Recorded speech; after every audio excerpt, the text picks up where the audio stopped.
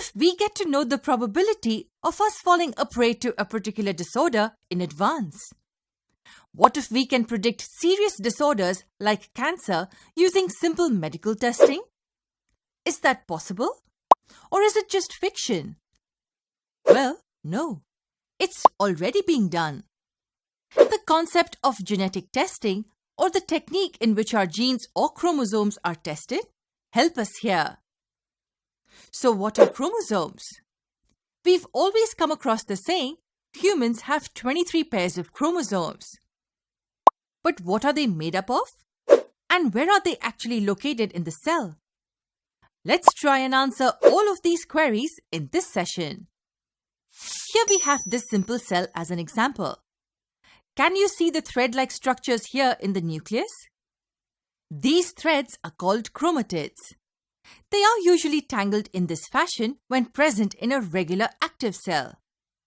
Now, what if this cell has to undergo division? Is it possible to divide this single cell into two equal halves with such a tangled bundle of threads? Of course not. Imagine we have these different colored threads tangled together. If we were to separate them, then what should be the first thing we should do? We will first separate each thread and then make separate bunches. In a similar way, even the cells separate these chromatid threads. This process is aided by condensation of the threads. It means these chromatid material will gradually start coiling like a telephone wire. As a result, the threads will gain structures like these. Are we familiar with this kind of a structure? Have we come across it before? That's correct. It is the structure of a typical chromosome. What are chromosomes? Well, we'll get into their details in the upcoming sessions. For now, we need to get a basic idea about them. So we have this cell with threads sorted in this classical chromosome structure. This structure is seen only when the cell is in the process of division. So can we say that both chromatids and chromosomes are the same? Yes, they are. The different names are for the different structures. Now the next question is, what are these threads, or chromosomes to be precise, made up of? If we zoom into the structure of this chromosome, we find small segments like these that make up the complete structure.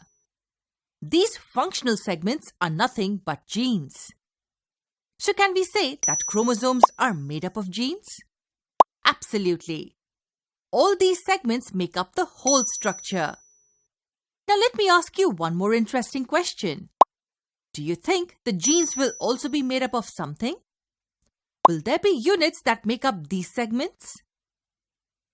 If your answer is yes, then you're absolutely right.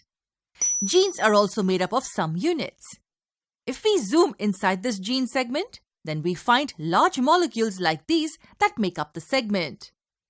These large molecules, or macromolecules to be precise, are DNA molecules. This is not a new term for us. We are quite familiar with the term DNA as it's very commonly used these days. But what exactly are these DNA molecules?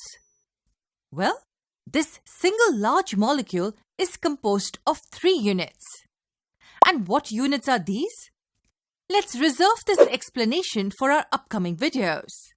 For now, all we need to know is that DNA is made up of these units. Now, to quickly review what we learnt, let me remove the text from the screen. These 3 combine to give us a single molecule. And many such DNA molecules form long chains. What is a sequence of DNA molecules called? That's right, it's called a gene. So technically, segments of DNA molecules which form functional units are called genes. And many genes come together to form thread-like structures called chromosomes. Chromosome is the classical structure obtained only during cell division. When the cell is not in the dividing phase, the genetic material is present in the form of tangled threads called chromatids. So this is the basic idea of the genetic materials in our cells, which we needed to understand in order to look at the laws in genetics.